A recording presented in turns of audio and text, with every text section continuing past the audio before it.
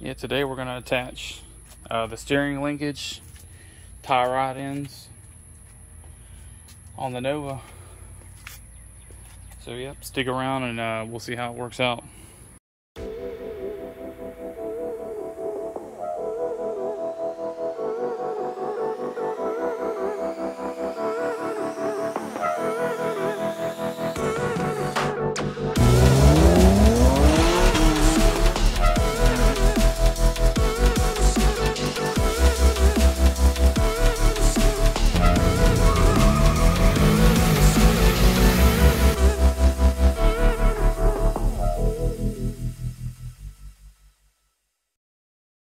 First things first, well, I guess I'll rewind a little bit before I get into too much detail.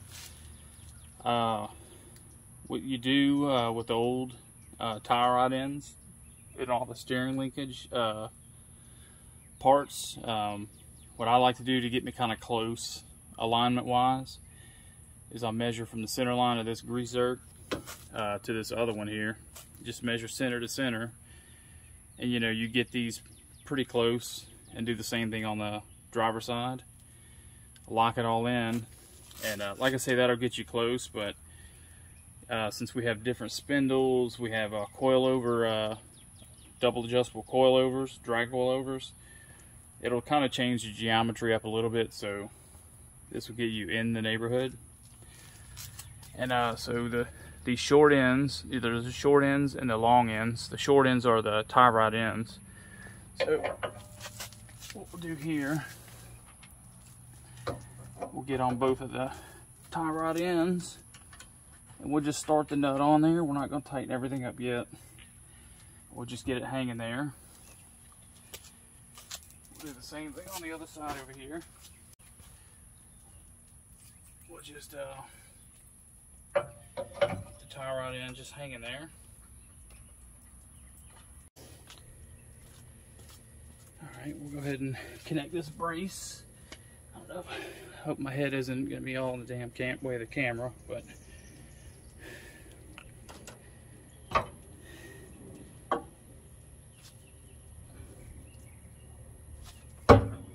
pain in the ass by yourself.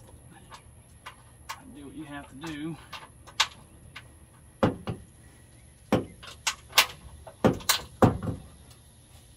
One nut, I'll get it started.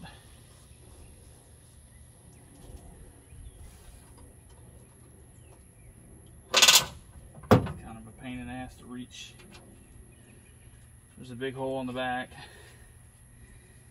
It's kind of like it's a pain in the ass to reach in there with your fingers, so you might want to get like a magnet or something like that. Alright.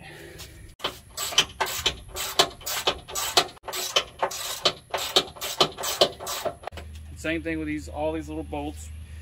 Put a little anti-seize on them. You still got this end over here loose. Kind of push that side in where it needs to be. Got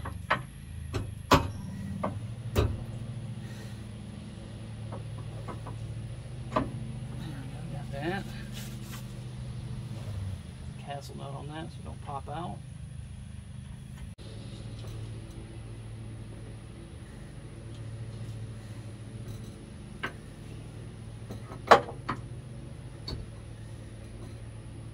Castle nut on this side.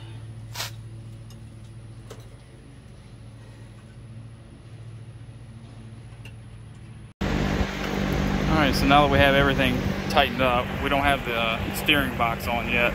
We'll put it on shortly. But what we have now, you can see this one, this rotor looks fairly straight, you know, just by eye. And this one here is it's angled in quite a bit. So what we'll do, we'll put some straight edges across the rotors, and we'll adjust both tie rods and get them pretty close to the same. We'll have a slight angle inwards, but just not this much. So each wheel, the front the front here of each rotor will be slightly angled inwards, and we'll go from there. All right, what we're gonna do next, I almost got ahead of myself a little bit there. We're gonna go ahead and put the steering box on. The way it gets everything, all the steering components stabilized. I have a lot of work to do on this the steering box. There's a little clamp I have to replace. It connects the steering column to the input gear. So for now, we just want to be able to steer the car again. So I got to put this steering box back on, at least temporarily.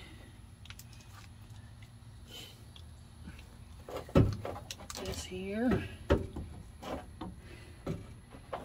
Hang on, I got to put this piece on.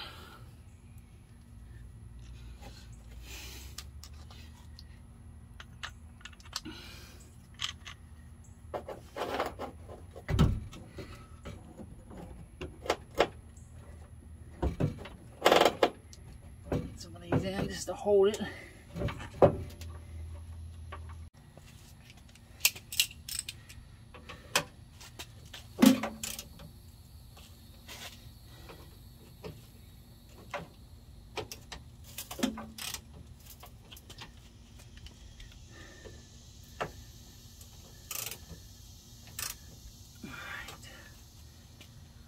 That on.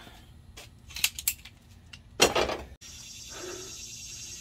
serves as like a keyway here. You have to line this flat on this piece here. That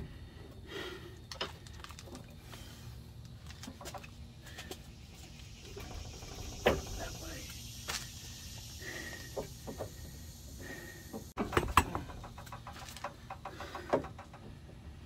That's pretty close.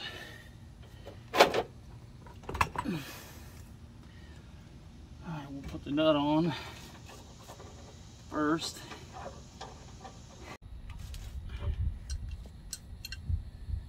Alright, now we got it pulled. Pull the nut off.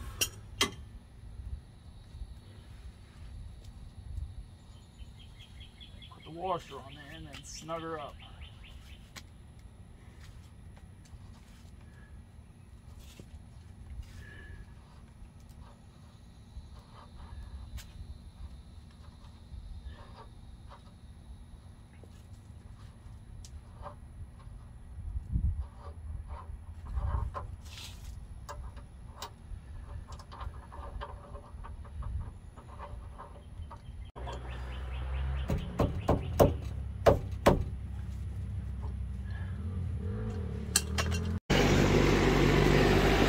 Alright, so you can see here that wheel's angled in quite a bit.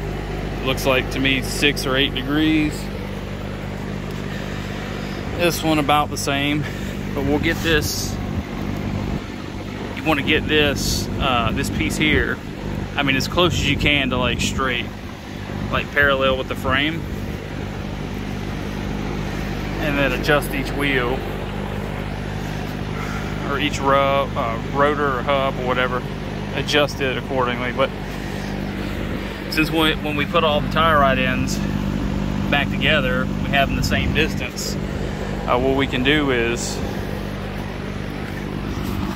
we'll loosen the jam nuts and we'll put us a mark or something so we don't forget, and we'll adjust equal turns on each side. So, you know, we'll try like 2 turns passenger and 2 turns driver side, and then, you know, we'll pop a tape across and remeasure.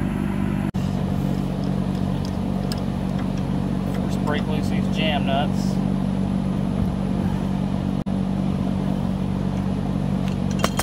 We'll loosen them all, get them all the way out of the way.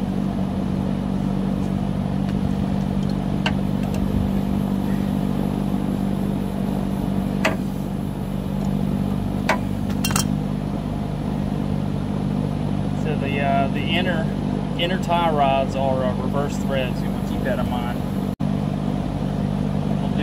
try 2 turns.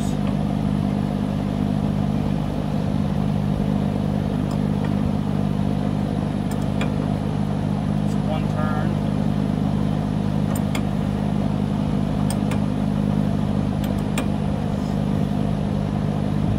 2 turns. We'll do the same thing to the other side.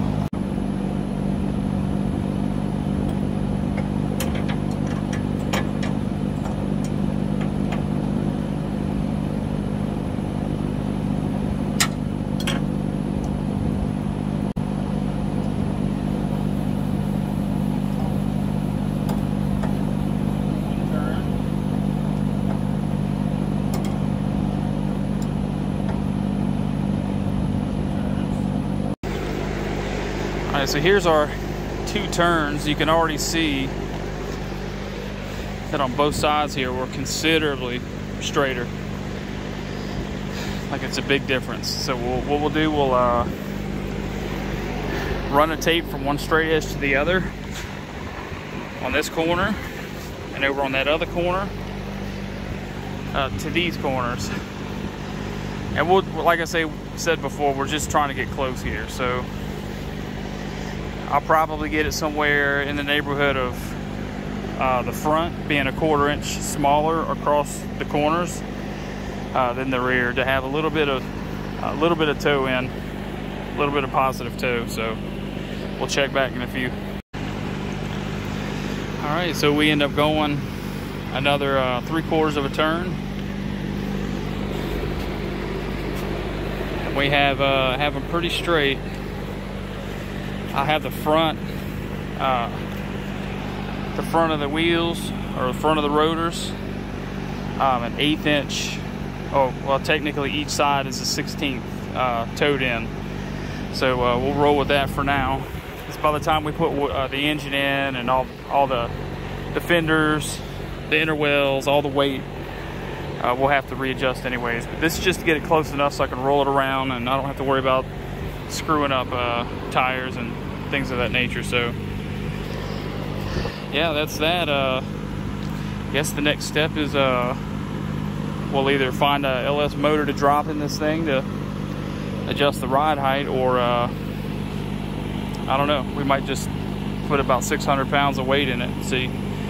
But that's it for now. Till next time.